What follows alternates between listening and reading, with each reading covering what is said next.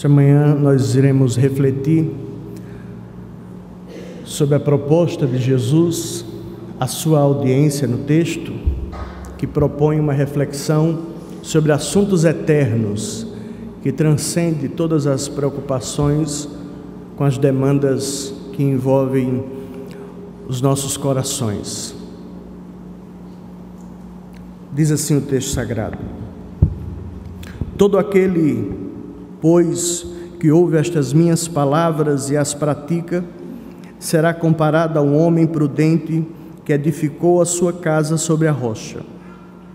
E caiu a chuva, transbordaram os rios, sopraram os ventos e deram com ímpeto contra aquela casa, que caiu, porque fora edificada sobre a... que não caiu, porque fora edificada sobre a rocha. E todo aquele que ouve estas minhas palavras e não as pratica, será comparado a um homem insensato, que edificou a sua casa sobre a areia. E caiu a chuva, transbordaram os rios, sopraram os ventos e deram com ímpeto contra aquela casa, e ela desabou, sendo grande a sua ruína. Vamos orar? Mais uma vez. Querido Deus e eterno Pai, nós louvamos o Teu nome pela Tua palavra, que é a verdade suficiente, eficiente nas nossas vidas. Te pedimos que, a começar de mim, todos nós sejamos alcançados pela Tua palavra, instruído, corrigido, a fim de que o homem de Deus e a mulher de Deus sejam perfeitamente habilitados para toda boa obra, que é viver para o louvor da glória do Teu nome. Assim oramos agradecidos, na certeza de que o Senhor há de falar aos nossos corações por meio de Tua palavra. Amém. Queridos, a reportagem do Estadão Internacional, datada do dia 26 de abril de 2018, traz uma reportagem sobre 25 adolescentes que estavam fazendo instruções no deserto, ali no sul de Israel, e uma tempestade repentina sobreveio, e deste evento 10 adolescentes vieram a óbito, faleceram, e as autoridades já haviam noticiado, advertindo de que algumas práticas daquela região, naquela época, deveriam ser evitadas, sob pena de que tragédias como estas pudessem ocorrer. O que chama a atenção, além das mortes, das 10 vidas que foram ceifadas, é que 2 pontos foram elencados, destacados pelas autoridades locais. A primeira delas é que naquela região, naquela época, as tempestades vinham com tanta força que em questão de minutos elas vinham poderosamente capazes de fazer com que a tragédia como a que ocorreu pudesse se repetir. E por isso, a segunda coisa era o aviso das autoridades de que essas práticas fossem evitadas. E aí, mesmo diante de tantas e reiteradas solicitações e avisos, estas práticas, elas continuavam acontecendo. O texto que nós acabamos de ler, de alguma forma, traz advertências da parte de Cristo a todo aquele que se propõe a ser discípulo, que chamado por Deus se propõe a ser discípulo, para que reflita sobre a sua vida. O Evangelho de Mateus, ele se preocupa em trazer Cristo como sendo o Rei bendito. E no capítulo 5, nós encontramos uma série de ensinamentos do Senhor Jesus. Ele está querendo ensinar, e por isso que no versículo 1 e 2, nós encontramos a orientação de Jesus, ou melhor dizendo, a descrição daquilo que Jesus faz, quando ele diz: vendo Jesus as multidões, subiu ao monte, e como se assentasse, aproximaram os seus discípulos, e ele passou a ensiná-los, dizendo. Então, Mateus traz a imagem, a verdade acerca de Cristo como Rei, como o Messias, crer em Jesus Cristo para a sua audiência não comprometia a concepção, os ensinamentos que os judeus da época tinham acerca do Messias prometido, porque nós encontramos, pelo menos no capítulo 1, no capítulo 2, 4, 8, 18, 13 e 27 de Mateus, referências ao cumprimento das promessas de Deus do Velho Testamento acerca do Messias sendo direcionadas ao próprio Cristo. Mateus tem essa intenção de fazer com que a sua audiência perceba que Cristo é o Messias, e como Messias, como Rei bendito, o Senhor então inicia um processo de ensinamento. Aqueles que estavam com ele, uma grande multidão, certamente maior do que este público que agora estavam todos atentos para ouvir a voz do Mestre, porque precisavam de orientação, precisavam de advertências, precisavam de recomendações daquilo que devia ser feito e daquilo que não devia ser feito. E aqui entra exatamente um dos métodos que Jesus usa para trazer o ensino. Jesus, ele ensina muitas vezes nas Escrituras por meio de contrastes. Você encontra facilmente nas Escrituras o Senhor Jesus ensinando por meio de contrastes. Por exemplo, quando o Senhor Jesus apresenta uma maneira de ser diante de uma maneira que nós devemos evitar de ser, de uma maneira correta diante de uma maneira errada de agir. Quando ele apresenta a parábola do bom samaritano, ele mostra exatamente na forma de contraste uma maneira correta de não agir diante de uma maneira correta de agir.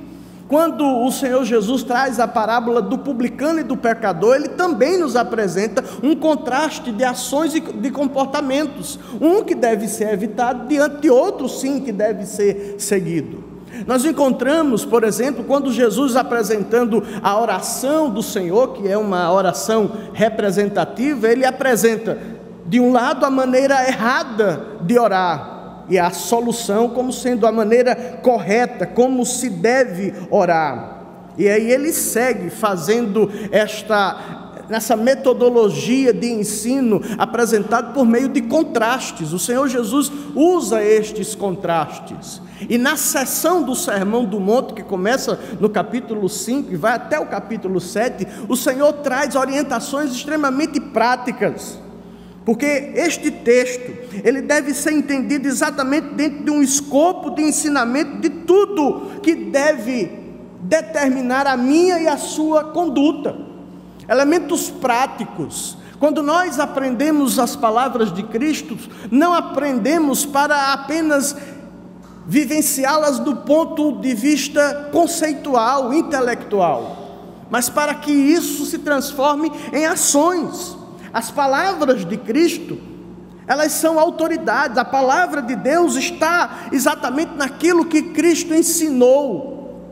Quando nós, por exemplo, encontramos no capítulo 5, versículo 17, quando o Senhor Jesus fala acerca da autoridade, do compromisso que ele tem com a palavra de Deus, e ele diz: não penseis que vim revogar a lei ou os profetas, não vim para revogar, vim para cumprir, porque em verdade vos digo, que até que o céu e a terra passem, nenhum i ou um tio jamais passará da lei, até que tudo se cumpra. Versículo 19 diz: aquele pois que violar um destes mandamentos, posto que dos menores, e assim ensinar aos homens, será considerado mínimo no reino dos céus. Aquele, porém, que os observar e ensinar, esse será considerado grande no reino dos céus. Então nós encontramos aqui exatamente uma harmonia, não há contradição daquilo que Cristo ensinava com o que estava registrado nas Sagradas Escrituras no Velho Testamento. Nós sabemos que na época de Cristo as Sagradas Escrituras estavam postas exatamente de o catálogo de inscritos que faziam parte do Velho Testamento. Cristo, então, quando fala da lei do Senhor. Tudo o que ele, portanto, falou está de acordo com a lei e com tudo o que os profetas ensinaram, porque ele é o Senhor Jesus. e como tendo autoridade para falar o que ele falou e que ficou registrado para que hoje pudéssemos ouvir a voz do Rei, ensinando, trazendo elementos caracterizadores de uma vida prática que glorifica o nome do Senhor, nós devemos enxergar exatamente o escopo, a estrutura desse texto, como sendo exatamente os elementos, os fundamentos essenciais na vida de todo aquele que se identifica como cristão, como discípulo do Senhor, como servo do Senhor. Por isso, da importância de hoje pela manhã refletirmos sobre a nossa vida, sobre os rumos da nossa vida, a respeito das coisas, de assuntos eternos, porque nós somos peregrinos, nós estamos de passagem. Esse mundo não é a nossa moradia, mas sim a grande e maravilhosa e gloriosa Jerusalém celestial. É preciso que o nosso coração, é preciso que a nossa alma, é preciso que as nossas forças, que as nossas energias estejam todas direcionadas, voltadas ao Rei da Glória. E é isso que vai fazer com que haja diferença entre mim e você, das pessoas que não conhecem a Deus. Ele continua então, dentro desta intencionalidade de fazer, de provocar a reflexão, ensinando por meio de contrastes. E aí nós encontramos dentro do Sermão do Monte pelo menos 3 contrastes secundários que irão nos levar a um principal, e o primeiro deles está exatamente no versículo 13 e versículo 14 do capítulo 7, quando ele vai falar no contraste de porta e caminho. Quando ele diz que há uma porta que é larga, e um caminho que é largo, e uma porta que é estreita. Então ele estabelece o primeiro contraste, mostrando ou falando da dificuldade, dos desafios que é servir a Deus, daqueles que buscam na facilidade ou no desprendimento dos imperativos divinos, ou da palavra de Deus, ou da vontade de Deus, que optam por viver alheio ou desconsiderando a vontade de Deus, encontram uma porta larga, encontram um caminho espaçoso para seguirem, porque querem viver segundo os seus próprios conselhos. E o Senhor Jesus contrasta, mostrando que aqueles que optam por caminhar, ou por fazer a opção de uma porta que é larga e um caminho espaçoso, estes sofrerão o dano da escolha. Ele faz esse contraste e ele propõe exatamente que a recompensa está para aqueles que entendem que deve entrar pela porta estreita e caminhar pelo caminho estreito. A grande questão é que nós não admitimos que devemos ser podados na nossa liberdade, na nossa intenção de fazer o que queremos.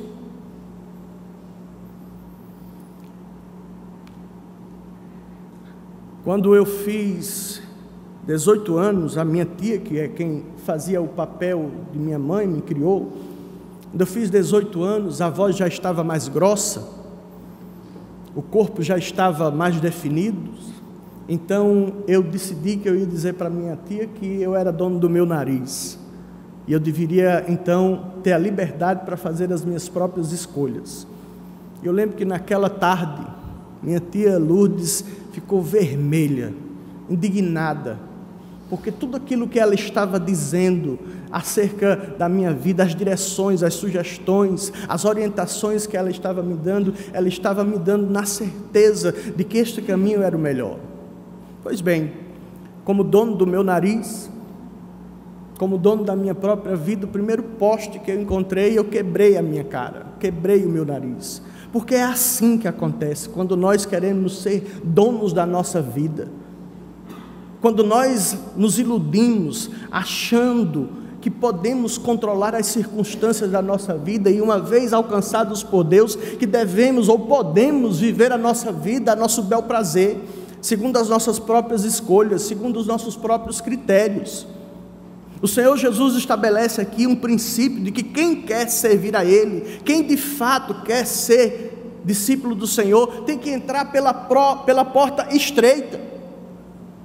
e andar pelo caminho que não é espaçoso, é pelo caminho apertado, porque é o caminho da renúncia, é o caminho da abdicação, e isso está em consonância com aquilo que o Senhor Jesus diz, que aquele que quer ser o meu discípulo, deve negar a si mesmo, negar a sua própria vontade. Irmãos, isso é absolutamente difícil, para pessoas como eu e você, teimosas, resolutas, obstinadas no coração de fazer da vida o que bem entende. É muito complicado entender a dimensão, a intenção de uma vida entrega completamente a Deus, quando na dinâmica da existência eu sempre vou ter que fazer escolhas na minha vida, as mais simples e as mais complexas. Como harmonizar, como viver intensamente, completamente, absolutamente para o Senhor Jesus na dinâmica de vida, nas escolhas que devemos e podemos fazer na nossa vida, e ter a certeza de que Deus está guiando as nossas escolhas, os nossos passos, diante das nossas fragilidades, diante da nossa pequenez. É preciso compreender que para ser discípulo do Senhor, é preciso esvaziar-nos de nós mesmos. Isso é uma tarefa absolutamente complicada. Somente pela graça de Deus, agindo na minha vida e na sua vida, é que isso será possível, porque é Ele que opera em nós, tanto o querer como o realizar. Então ele apresenta o primeiro contraste, mas há o segundo contraste que está posto no versículo 15 ao 20, que é exatamente o comparativo das árvores boas e das árvores más, dos bons frutos e dos maus frutos, comparado àqueles que são os falsos profetas, que são fáceis de identificar, aqueles que no discurso, ou pelo um discurso absolutamente teorizado, se afastam de uma vida que produzem os frutos. É muito fácil perceber quando há uma desassociação da verbosidade presente na vida daqueles que vivem uma vida cristã teorizada e não prática, que ensinam coisas que estão distantes da vontade de Deus. Esse é o segundo contraste que o Senhor Jesus estabelece, mas há um terceiro contraste ainda, que se verifica no versículo 21 ao 23, e aqui o Senhor Jesus ele vai mais a fundo, trazendo à tona a ideia, o ensinamento de que necessariamente atividades religiosas, por mais legítimas que elas possam parecer, elas não são elementos garantidores de que eu e você iremos entrar no céu. Não é pelo fato de eu estar ocupando esse púlpito diante da palavra de Deus, falando as coisas de Deus, que necessariamente isto garante que eu irei para o céu. Muito pelo contrário. É possível que eu vá para o inferno. É possível que você, sentado aí na igreja, na sua cadeira, você vá para o inferno, com toda a sua religiosidade, com toda a sua raiz presbiteriana, porque o que garante a certeza da entrada no céu é aquilo que o Senhor Jesus fala a Nicodemos em João capítulo 3, é o novo nascimento, é este novo nascimento que produz no coração do homem e de uma mulher a convicção da necessidade de uma entrega completa de tudo que eu sou, de tudo que você é. Não há meio termos, irmãos, não há possibilidade de ser meio cristão, não há possibilidade de ser meio mundano, não há possibilidade de amar as coisas de Deus e amar as coisas do mundo. Isso é uma verdade que precisa ser lembrada a todos nós, a começar de mim. Nós precisamos entender que a vida cristã não é um teatro. Nós não estamos aqui teatralizando uma dinâmica religiosa, práticas religiosas costumeiras. Muitas vezes saímos de uma tradição e entramos noutra tradição, e não refletimos sobre as implicações, sobre o significado da vida cristã, e a nossa vida se torna infrutífera. Quando muitas vezes nós encontramos, nós olhamos, não bate. aquilo que se diz com aquilo que se faz.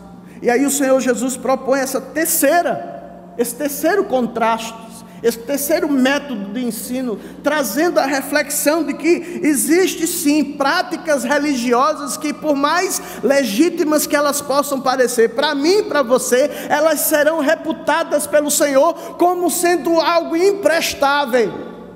Imprestável, é isso que o texto diz. Versículo 21 até o versículo 23, nem todo que me diz Senhor, Senhor entrará no reino dos céus, mas aquele que faz a vontade de meu Pai que está nos céus. Há um elemento distintivo, não é o estar na condição de pastor, de presbítero, não é ter o nome arrolado no rol de membros da igreja, mas é nascer de novo, e ser preenchido, completado por uma necessidade, que é exatamente viver a vontade de Deus. O Senhor Jesus diz então que não é aquele que diz Senhor, Senhor, que entrará no reino dos céus, mas aquele que faz a vontade de meu Pai que está nos céus. Muitos naquele dia, versículo 22 diz o texto sagrado, hão de dizer-me, Senhor, Senhor, porventura não temos nós profetizado em teu nome, e em teu nome não expelimos demônios, e em teu nome não fizemos muitos milagres? Então lhes direi explicitamente, nunca vos conheci, apartai-vos de mim, os que praticais a iniquidade. Você já parou para pensar, irmãos? Alguém que vive na sua vida religiosa, e que profetiza, e que manifesta o poder de Deus expelindo demônios.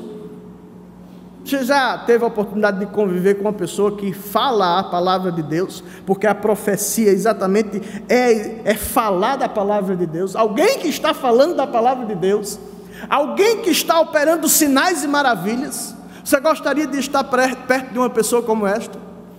Geralmente sim, né? Quando recebemos pregadores bem conhecidos, quando termina o culto, a primeira coisa que a gente quer, muitas vezes, é tirar uma foto com aquele pregador. Não é verdade? Quando o cara tem dom de cura, então, como algumas igrejas, né, estabelecem, então a primeira coisa que a gente quer é estar perto dele, porque parece que ele emana poder, sai poder dele. Pois é, essas pessoas apresentar-se-ão diante do Senhor, alegando ter realizado todas estas coisas, mas elas serão preteridas e receberão do Senhor exatamente essa resposta: nunca vos conheci, apartai-vos de mim, os que praticais a iniquidade. Então você entende que não é a atividade religiosa em si que garante a nós o direito de entrarmos na glória, no céu eterno. Você entende que não é ser o aluno assíduo da escola bíblica dominical, não é faltar à EBD, não é deixar de ter uma atividade, como graças a Deus a nossa igreja tem várias atividades, mas não é participar das muitas atividades em si que lhe garante, que dá crédito a você, para que quando você chegar diante de Deus, você possa dizer: olha aqui, Senhor, tenho feito isso e aquilo outro, e o Senhor vai dizer a mim e a você: apartai-vos de mim, malditos.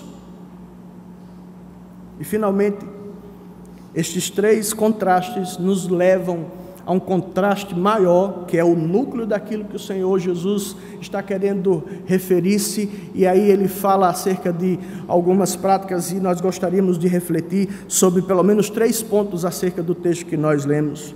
Quando chegamos então a uma partícula que está posto no versículo 24, a partícula pois, que tem uma função de pós-positivista, ou uma partícula pós-positiva, que traz exatamente um conectivo diante de tudo que o Senhor já tem ensinado, e por isso o sentido dessa partícula é: por esta razão, diante de tudo o que foi dito, ele então propõe o último contraste, que é o que encerra o Sermão do Monte.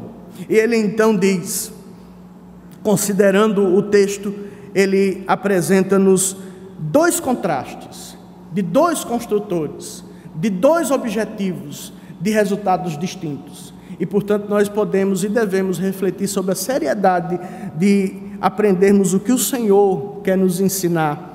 Quando o Senhor Jesus, Ele propõe essa parábola, alguns historiadores relacionam ela ao que estava escrito em Provérbios capítulo 10, versículo 25, que diz assim: como passa a tempestade, assim desaparece o perverso, mas o justo tem por perpétuo fundamento.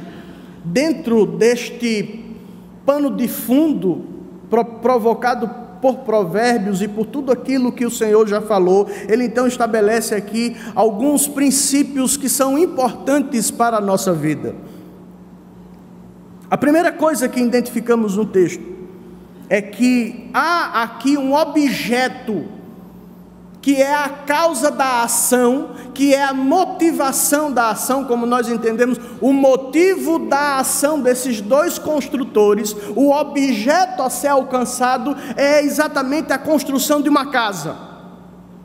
Este é o primeiro ponto.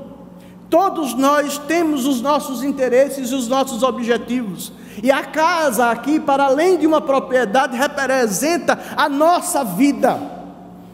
Assim como a Bíblia fala muitas vezes que nós devemos observar os nossos passos, ou observar os nossos caminhos, ou quando nós devemos construir a nossa casa representando a totalidade da nossa existência, a nossa vida. O construtor aqui está envolvido com a sua vida, porque ele está construindo a sua vida diante do Senhor ou fora do Senhor. Então existe um objetivo. Existe algo em comum que os dois construtores buscam alcançar, que é exatamente a propriedade, a riqueza, os bens, a família, a sua vida. É esse sentido figurativo ou figurado que o termo casa representa dentro do texto que nós acabamos de ler. Todo aquele, pois, que ouve estas minhas palavras e as pratica, será comparado a um homem prudente que edificou a sua casa. E no versículo 26, este homem insensato edificou também a sua casa. Então há algo similar entre esses dois homens. Ambos buscam a mesma coisa. Ambos buscam edificar a sua casa, a sua vida, assim como eu e você. A grande questão é como nós estamos buscando edificar a nossa vida. Como é que você está buscando edificar a sua vida? Será que você encontrou o propósito da sua existência? O motivo real pelo qual você diga que vale a pena viver, que transcende toda a nossa relação conjugal, familiar, toda a nossa relação com os nossos títulos e com as nossas conquistas materiais? Por isso que o título desse sermão é sobre assuntos eternos e não sobre assuntos terrenos, transitórios, porque tudo passa, tudo haverá de passar, tudo haverá de se desvanecer, mas a palavra do Senhor permanece para sempre. Então há um objetivo. Como alcançar esse objetivo? Como alcançar essa meta? Então nós encontramos exatamente o texto propondo o segundo desdobramento do objetivo que se propõe, que os dois construtores se propõem a alcançar, que é exatamente o verbo ouvir e a presença das palavras de Cristo.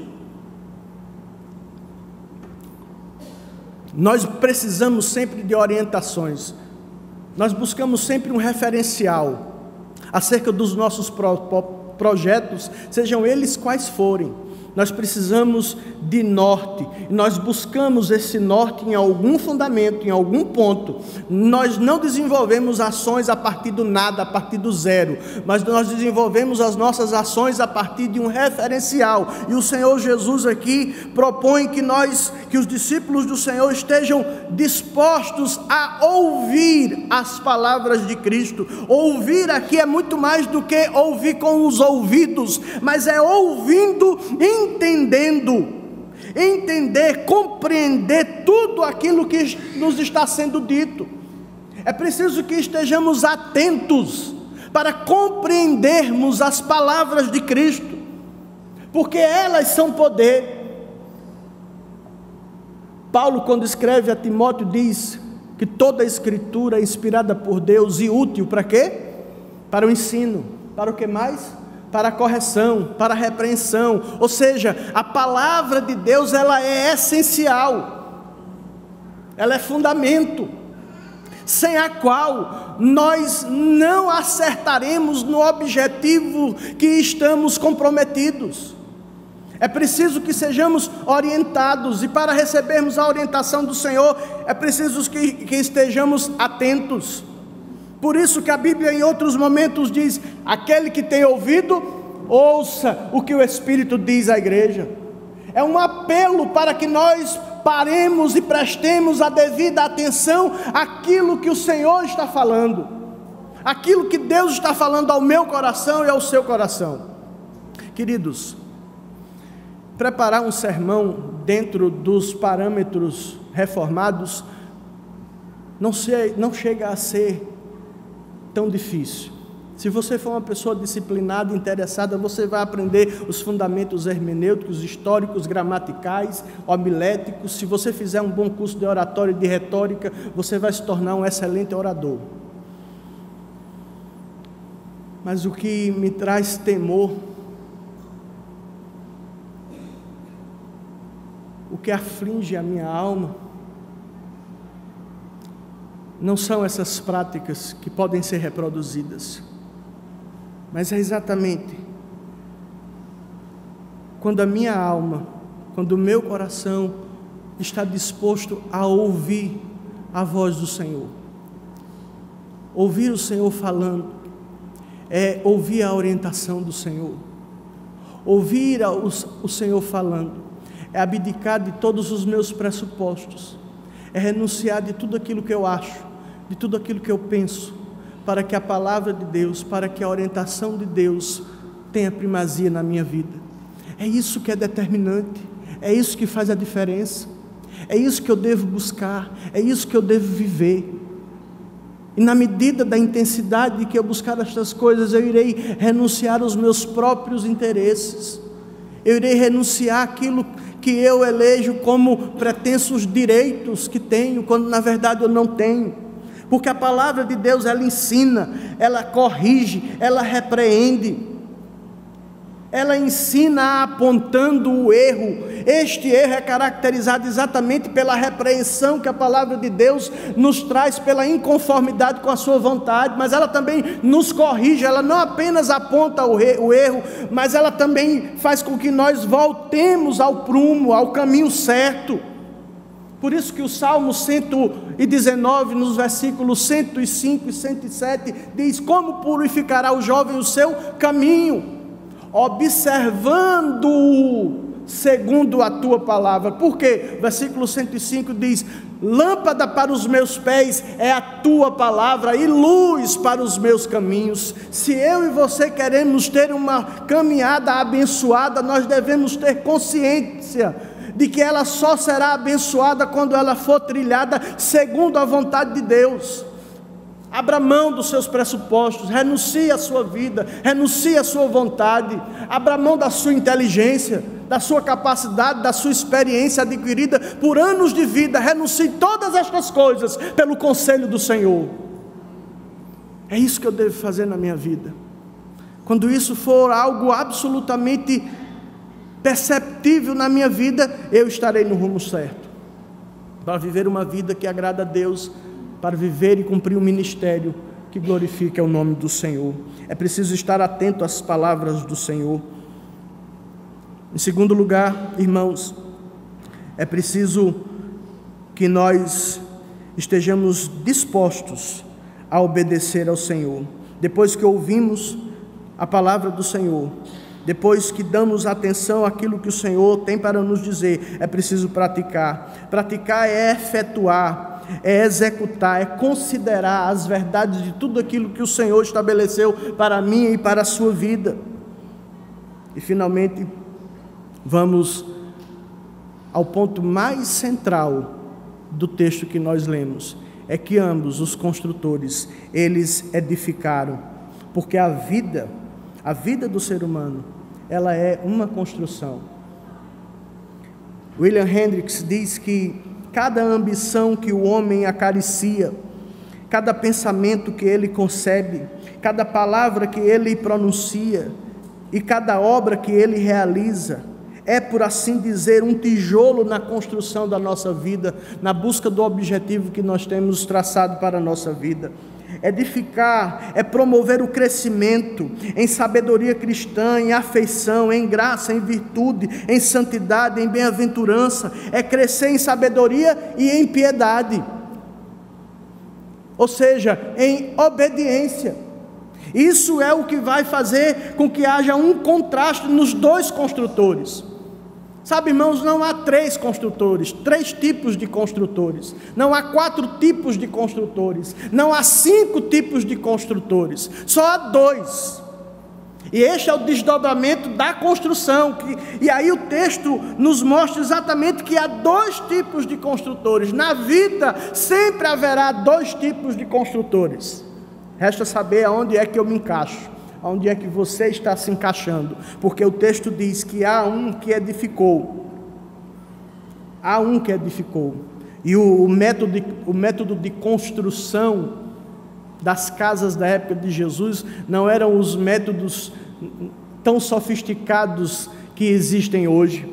Por exemplo, se você for para Mateus capítulo 6, versículo 19, você vai encontrar uma disposição de estrutura da casa, quando ele diz: não acumuleis para vós outros tesouros sobre a terra, onde o quê? Onde a traça e a ferrugem corroem e os ladrões escavam. Ou seja, as paredes das casas, elas não eram seguras. Mas há ainda outra característica dos tetos, porque quando nós vamos para Marcos capítulo 2, versículo 4, nós encontramos o paralítico de Cafarnaum sendo descido pelo teto que foi retirado. Então, tanto as paredes quanto o teto eram frágeis do ponto de vista da segurança da construção. Portanto, o que valia não era aquilo que estava sendo edificado, mas o que era determinante, o que importava realmente era o alicerce. O que importava era o alicerce. Aonde é que nós estamos construindo? Aonde é que nós estamos construindo a nossa vida, irmãos? Será que nós iremos passar domingo após domingo, tendo contato com a palavra de Deus, ouvindo a palavra de Deus, e não nos importando com as recomendações que o Senhor tem para nós? É por isso que os gabinetes pastorais estão abarrotados de problemas que seriam resolvidos se cada crente, se cada pastor, que muitas vezes há secretaria de apoios pastorais para cuidar de pastores, que assim como os membros estão distantes da vontade de Deus, ouvem a voz de Deus domingo após domingo. E como há alguns anos, pregando aqui nesse mesmo púlpito, eu falava, as pessoas vêm para a igreja no domingo praticamente anêmicas, sem um pingo de sangue, ávidas por socorro para ouvir uma boa mensagem dos pastores da igreja presbiteriana de Tambaú, quando na verdade elas não se importam, elas não estão nem aí para a qualidade de vida espiritual que elas vivem de segunda a sábado.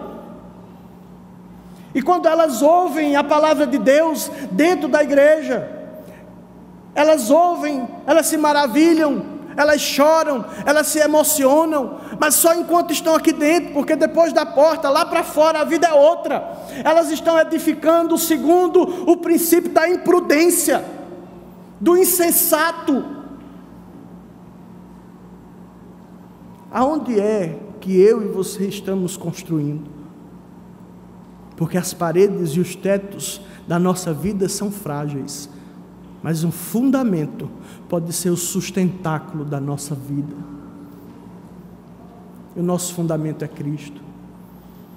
O Salmo 40 diz: esperei pacientemente pelo Senhor, e Ele se inclinou para mim quando ouviu o meu clamor, tirou-me de um lamaçal de lama e pôs os meus pés sobre uma rocha. Aonde está posto os seus pés? Onde você está construindo? O Senhor Jesus diz que há 2 tipos de construtores. O primeiro tipo de construtor é o que é prudente. O construtor prudente é alguém que tem discernimento, é alguém que alcança a compreensão, é alguém que tem a percepção rápida e correta daquilo que deve ser feito. Este é o prudente. Ele ouve a direção, ele ouve a palavra de Deus, ele está disposto a ouvir, porque existe uma disposição para a obediência. Ele quer ouvir porque ele quer obedecer. É por isso que ele quer ouvir, porque ele está ávido para obedecer a palavra do Senhor. Não apenas ouvir, mas obedecer. Ele quer colocar em prática, ele quer executar, por isso que ele é prudente. Ele entende que ele não tem as técnicas apropriadas, ele precisa absorvê-las, aprendê-las, e ele aprende do Senhor, ele aprende no Senhor. E aí, William Barclay, acerca da prática daquilo que se ouve do Senhor, diz: se tivermos que ser seguidores de Jesus, nossas duas obrigações primeiras são ouvir e fazer. Estas são as nossas duas primeiras obrigações quando nos identificamos como seguidores do Senhor. Ouvir e fazer, aprender a obedecer, é o mais importante na construção da nossa vida. Aprender a obedecer. Então esta é a primeira classe de construtor, é o construtor prudente. Ele é prudente não porque ele possui a prudência em si, mas é porque Deus gerou nele tanto o querer como o realizar, a disposição, o desejo de agradar ao Senhor. No deserto de Israel, os leitos dos rios muitas vezes ficam desertos por muito tempo. E as pessoas chegam e encontram um lugar plano. Alguns cavam e vão cavando até encontrar os rochedos ou um terreno pedregoso suficiente para suportar a construção, e eles constroem. E vêm as tempestades, porque o segundo contraste, ou a segunda semelhança entre os construtores, é que eles não apenas constroem, mas quando constroem, eles recebem as mesmas intempéries da vida, tanto as águas, quanto os ventos, quanto as tempestades, as mesmas que solapam a casa construída pelo prudente, também haverá de alcançar a casa daquele que é insensato. A grande questão não são as lutas, os problemas e as tempestades que vêm, porque saiba, não vai ser fácil. Cristo nunca disse que seria fácil lidarmos com as nossas tentações, lidarmos com o mundo, lidarmos com o inimigo das nossas almas, e por isso o Senhor Jesus disse: no mundo tereis aflições, mas tende bom ânimo, eu venci o mundo. Por isso que o salmista, no Salmo 23, mesmo diante da possibilidade de passar no vale da sombra da morte, ele não temeria, não porque ele seria autossuficiente, mas porque o Senhor estava com ele. É preciso compreender essas coisas, irmãos, para que sejamos construtores prudentes. Mas há também uma outra característica dos construtores, que são os insensatos. E o significado da palavra insensato é ímpio, é incrédulo, é tolo, é todo aquele que segue a vontade da carne. O insensato é exatamente aquele que desobedece. Ímpio é exatamente a conjunção do prefixo in, contra, e o pio, fidelidade, ou seja, o infiel, o desobediente. O ímpio é aquele que desobedece intencionalmente, ouve, mas esquece daquilo que ouviu, ou que não dá importância àquilo que ouviu. Mesmo ouvindo, ouve apenas com os ouvidos, mas não consegue discernir a importância daquilo que ouve, e por isso desobedece.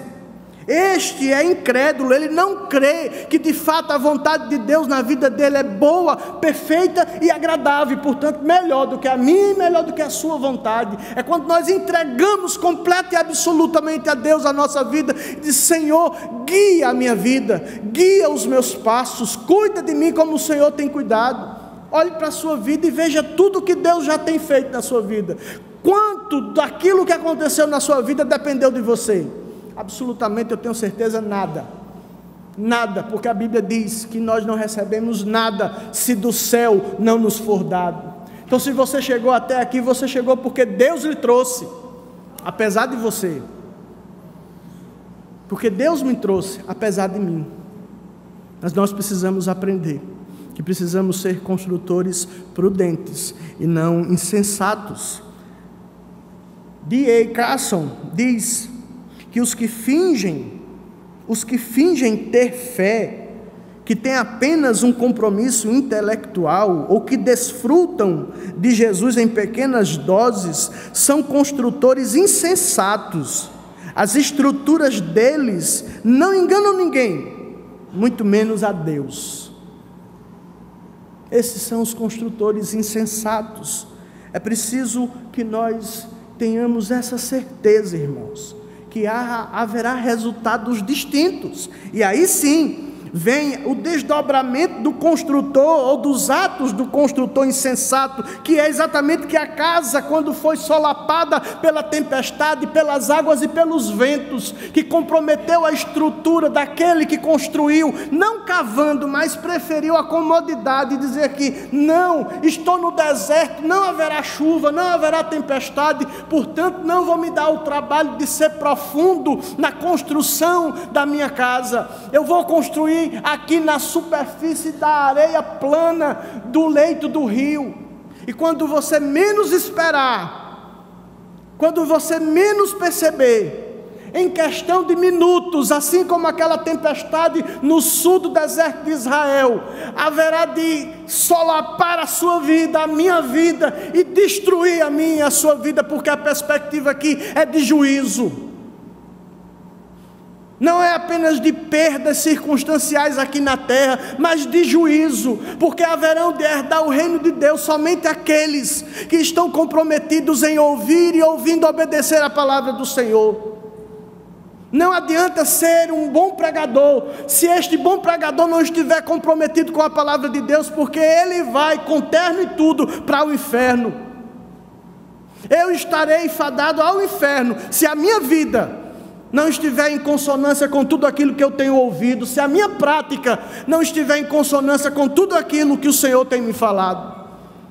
E a boa nova é que se você estiver como eu, você vai junto comigo para o inferno, e nós não haveremos de desfrutar da presença abençoadora do Senhor, porque a presença do Senhor no inferno, ela é de punição, de juízo. Deus haverá de estar presente na vida daqueles que viveram desobediente à sua palavra, exercendo o juízo.